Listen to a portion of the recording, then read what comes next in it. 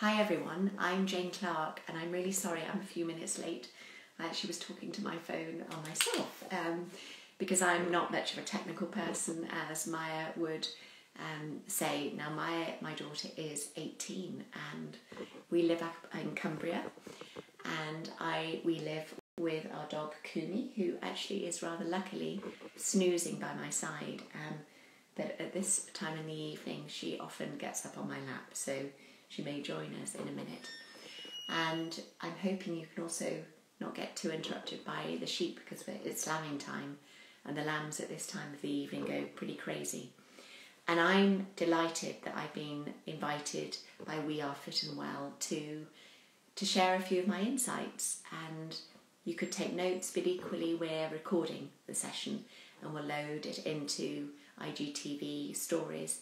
But also, if I don't cover everything that you'd like me to cover, you could post questions, but also you could join our community, Nourished by Jane Clark, and we'd be delighted to help you with all the answers.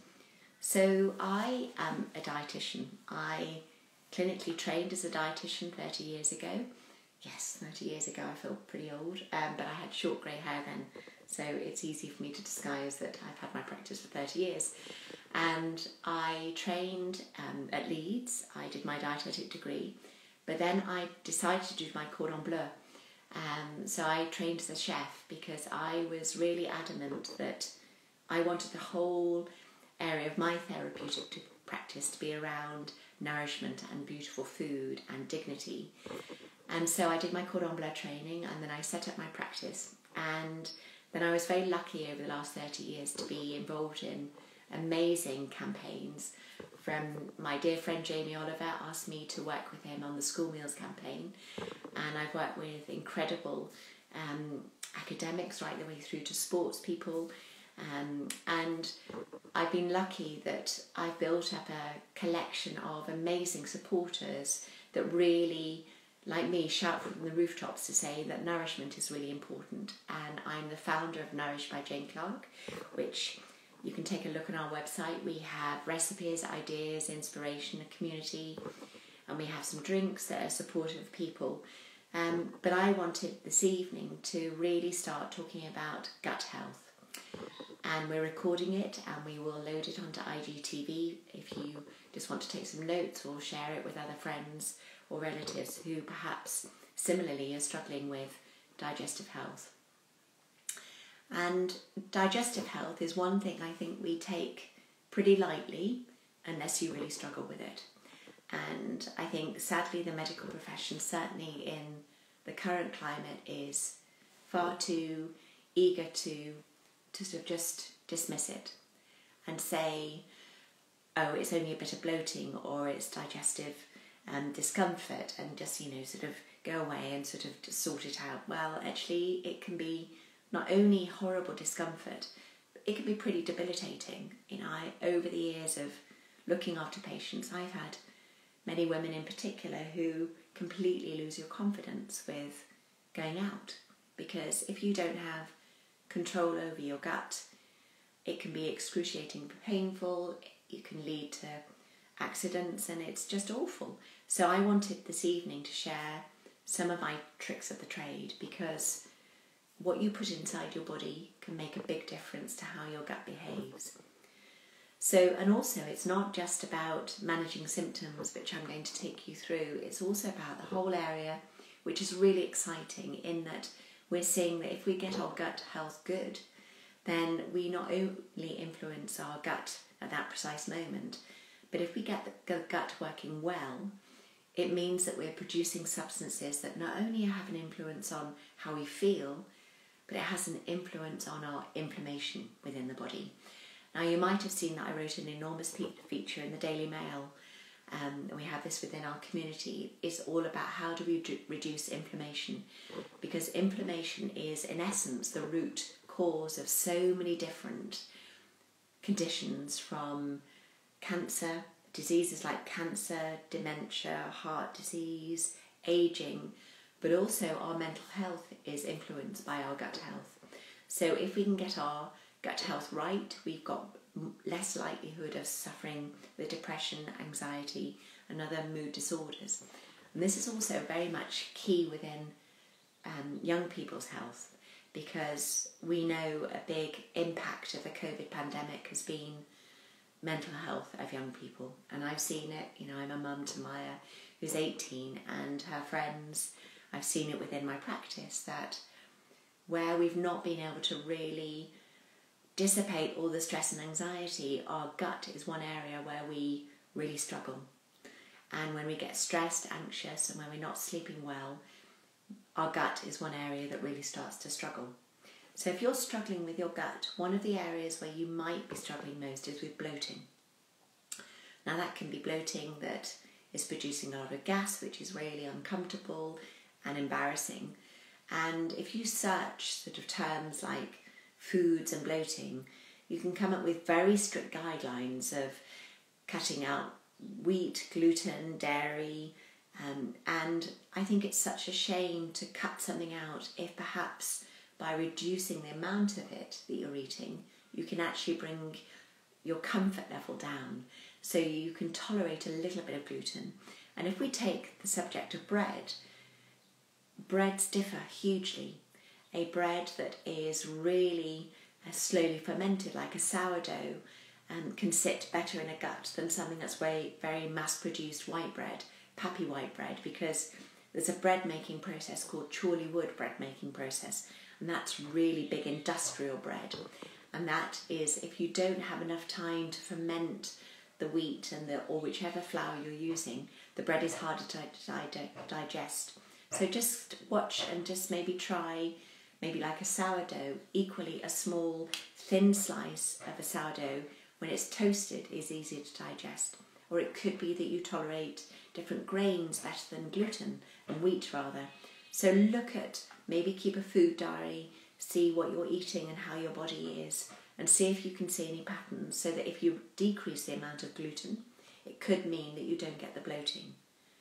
Equally, if you look at dairy, I think again it's such a shame to make a sweeping cut of all things dairy, because your body responds differently to perhaps something that's organic dairy, because the organic way of farming, I'm a big fan of organic farming, means that you're perhaps not processing something as highly, and it's often the processing and additives, preservatives, which can really make the dairy make you bloated. So it could be that choosing organic is better for your gut.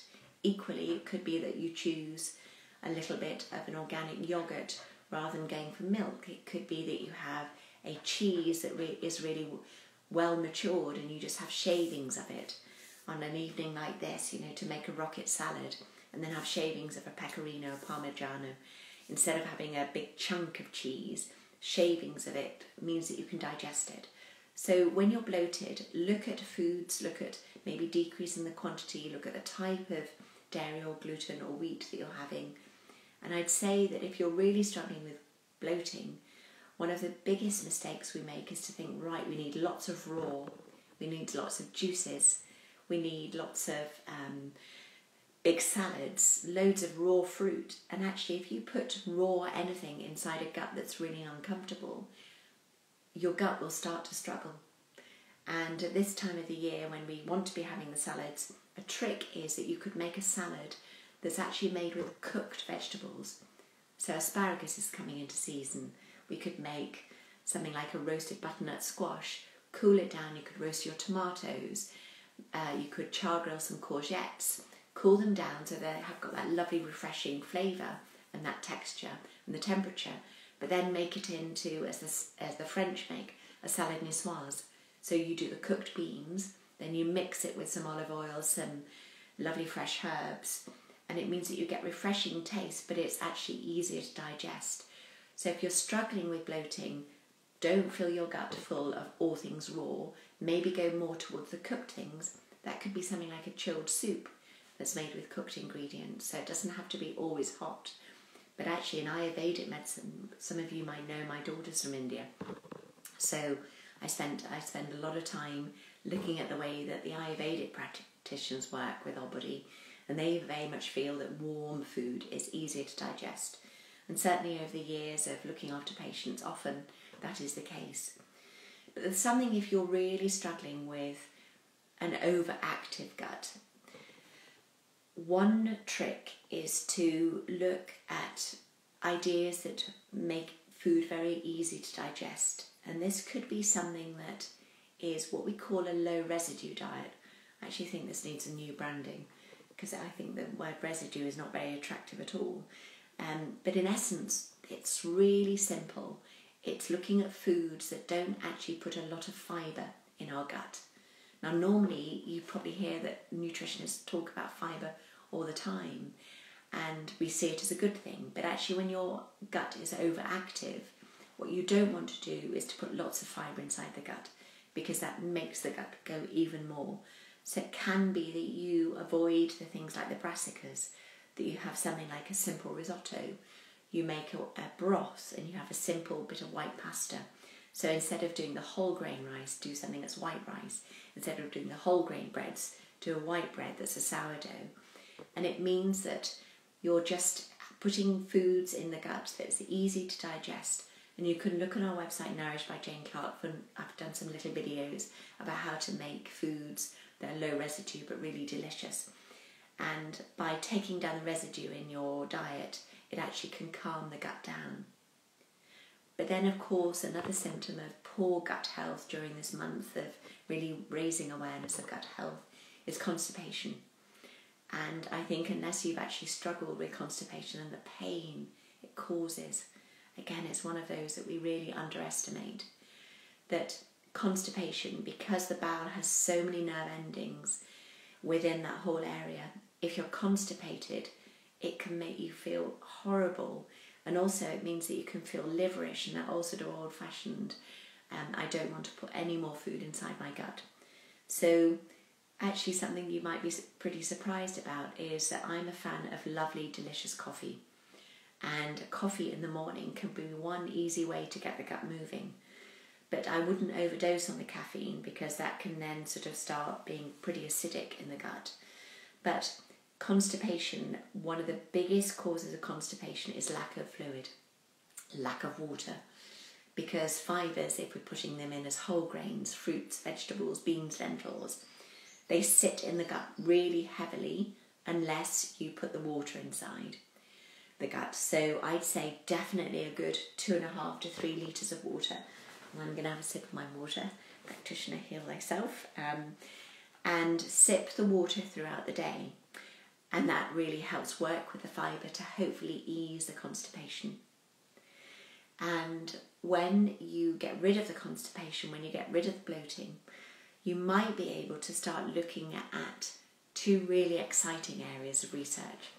We found that if you have a good gut, you want to nurture what we call good bacteria. Now, good bacteria are what we otherwise know as probiotic bacteria. So probiotics are like Lactobacillus acidophilus.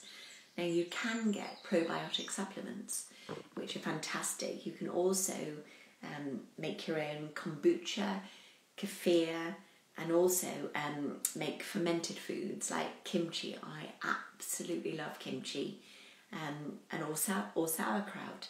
And I like a breakfast that's got sort of scrambled eggs or poached eggs with kimchi, because kimchi not only has grow your own, in essence, probiotic bacteria, but they also contain, because often you make it with cabbage, pickled vegetables of different sorts, they contain what we call prebiotics. Now, prebiotics are, in essence, your compost. Your compost is the good stuff that you put inside your bowel that starts to grow the good live bacteria, nurture the probiotics.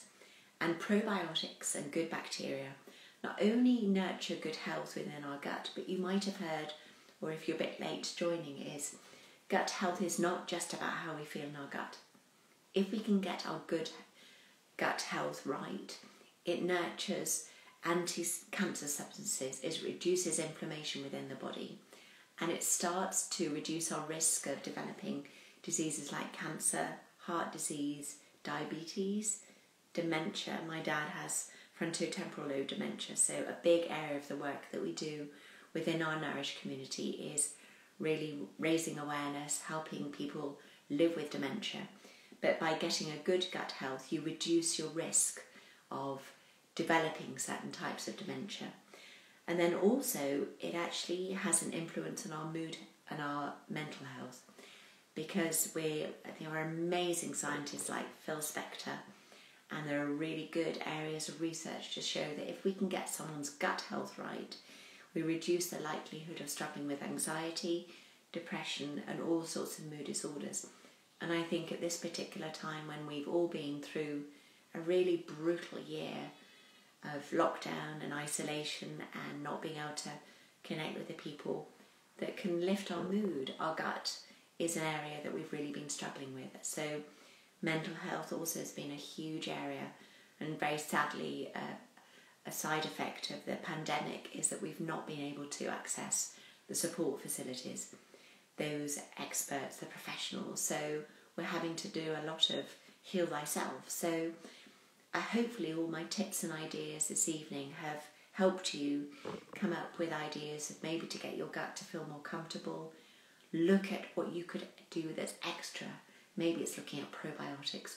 Maybe it's looking at the different areas of growing your own bacteria by getting into kombucha, getting into kimchi, getting your sauerkrauts, because it's a really great way of also economically getting vegetables to work for us. Because if you get a bulk, say, of cabbage, ginger, turmeric, onions, and you pickle them, you can then make jars, and then it's a beautiful gift to give to someone when you go around. I think it's a really nice thing. Instead of just taking a bottle of wine, take a bottle of homemade kombucha or kimchi or kefir, and it's a really lovely, nurturing gift to give to someone. And a couple of remedies that could help you. I'm a big fan of organic aloe vera juice, and I'm a big fan of herbal teas. I love lemon verbena, is really settling for the gut, verveine, chamomile, and if you're a big fan of mint, a trick is not to have the mint too strong, because mint is really settling to begin with. But if you leave it, just as often you do, you put a tea bag or some fresh mint leaves in a pot and you leave it and then you keep drinking, it actually adds acidity, and that can aggravate IBS symptoms. So I really hope my tips and advice have given you some inspiration. But do come to us with other questions. Come to me. I'd love to run another session. If we are fit and well, we'll have me back. But come and join us in our community. And I hope on this lovely spring evening that you stay safe and well. And I send love from Cumbria.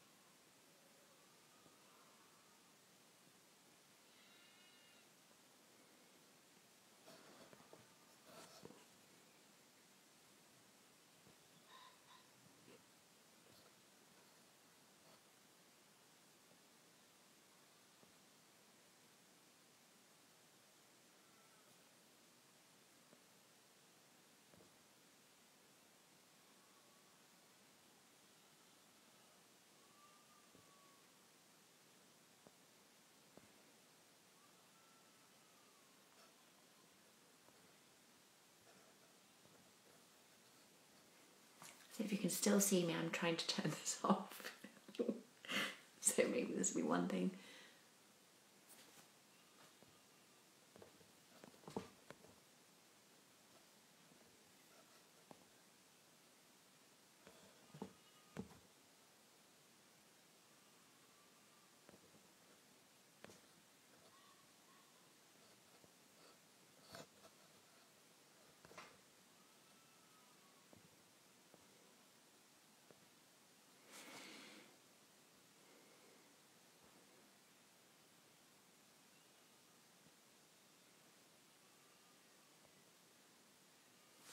can't seem to stop it. So it seems like I'm spending the evening